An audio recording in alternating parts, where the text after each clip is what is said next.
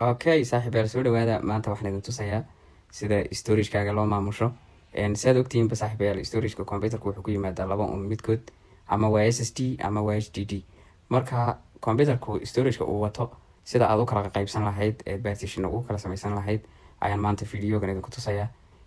Computer-ku sidaad ogtihiinba wuxuu wataa file u gaar ah ayuu wataa. Marka Windows-ka lagu shubo file baa markaa soo galaya computer-ka. Marka waa in storage-yada loo kala qaybiyo. Tusaale ahaan computer-kan oo kale eega labadaasi waxa weeyaan computer-ka ku yimid, kan kalena waxa weeyaan external hard disk aan anigu geliyay weeyaan oo halkan ku jira computer-ka hadda.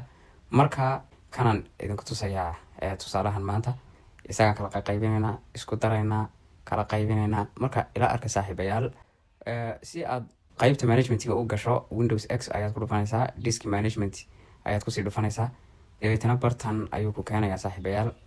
Bartan waa qaybta laga maamulo diskiyada computer-ka soo gala, ama flash ahaado ama hard disk ahaado ama whatever it is wuxuu yahay.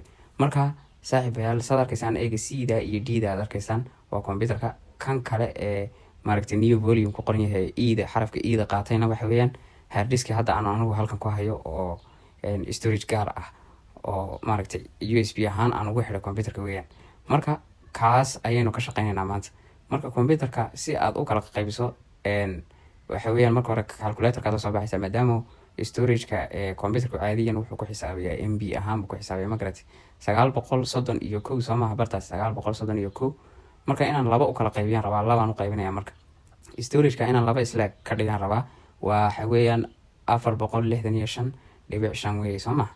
marka MB ahaan si aan ugu bedelo 1000 baan ku dhufanayaa, ilaan halkii GB waa 1000 MB soo maaha.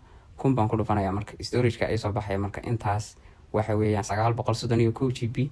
marka laba loo qaybiyo waa intaas oo MB bay ka dhigan tahay. marka ay minimize gare bartan aan imanayaa saaxiibayaal. si aan marka partition-kan u kala qaybiyo waxaan sameynayaa shrink baan ku dhufanayaa.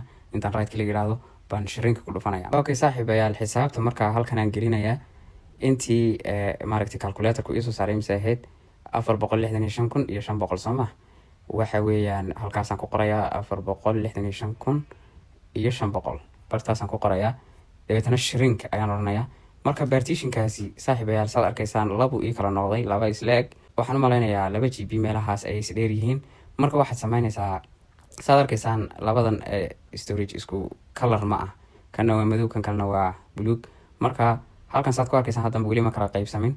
marka aan ku noqdo halkan management-gaan imaado, labadaas isku color ma saad arkaysaan saaxiibayaal. waxaan sameynayaa volume-kan si aan ugu soo daro new simple volume ayaan oranayaa. dabeetana next ayaan ku dhufanayaa, next qaybtan maaragtay waxa uu kusoo dhigaba next iska dheh, recommended-ka aan ku daa waxbaa ka bedbedelin. dabeetana waa kaa hadda eeg storage-ka idinkoo arkaya ayuu soo galayaa meesha. waa kaa saaxiibayaal hoose saad ku arkaysaan wuu soo galay. halkanna waa kan saad arkaysaan waa kaa uu joogaa. marka hard diskigii 931 ahaa baan labada ka kala dhigay, kaa iyo kaas ayaan ka kala dhigay. marka qaabkaasi nidaamkaasi waxa weeye sida loo kala qaybiyo, sida laba partition looga dhigo hal partition weeyaan. Okay, haddana waxaan eegaynaa sida la isugu soo celiyo. kama aragtay aan kolka hore ka jarray aad rabto inaad ku soo celiso midka kale ayaad waxaad samaynaysaa delete volume ayaad oranaysaa. horta marka hore waxaa wixii information iyo wixii data iyo wixii xogay kugu jirta waa inaad backup tiraado ood meel kusoo shubato. iska ogaada arrintaas saaxiibayaal. dabeetana delete ayaad ku dhufanaysaa. delete markaad tiraado waxa weeyaan colorkiisa bedelmaya, wuxuu noqonayaa madow. marka ka kale ku darayso ayaad right click siinaysaa, waxaad oranaysaa extend volume. marka waxay ka dhigan tahay volume-kan kale wax ka soo qaada ayay ka dhigan tahay.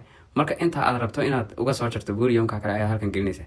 haddii aad maaragtay sidiisa ku dayso waxay ka dhigan tahay waxa halkan ku jira xagan ku soo dar ayay ka dhigan tahay, oo waxba dee hasii kala jarjarin bay ka dhigan tahay. marka storage-kiisa dhan baa intaa ileen ahaay. waxaad samaynaysaa marka MB ahaan loo bedelo ilaa intaas oo ahaa soo ma. marka next ayaad oranaysaa. marka waxba maaragtay xisaabta waxa kama bedelaysid, next ayaad taabanaysaa. next marka storage-ka gebigiisu kan kale ku soo darsamaya saad arkaysaan. marka hard disk-igu marka hadda sidiisii uu ku noqday. waa hal partition oo haddaan tusaale ahaan gallo hal partition oo wuxuu ahaa 900 GB soo ma. waa kan saad arkaysaan haddaan this PC ku dhufto waa ka storage-ka waa intiisii. marka saaxiibayaal sidaas ayaa storage-ka loo maamushaa oo partition loo samaystaa. laba partition la isugu daraa. marka aad iyo aad ayaad mahadsantihiin saaxiibayaal, waan idin salaamaya.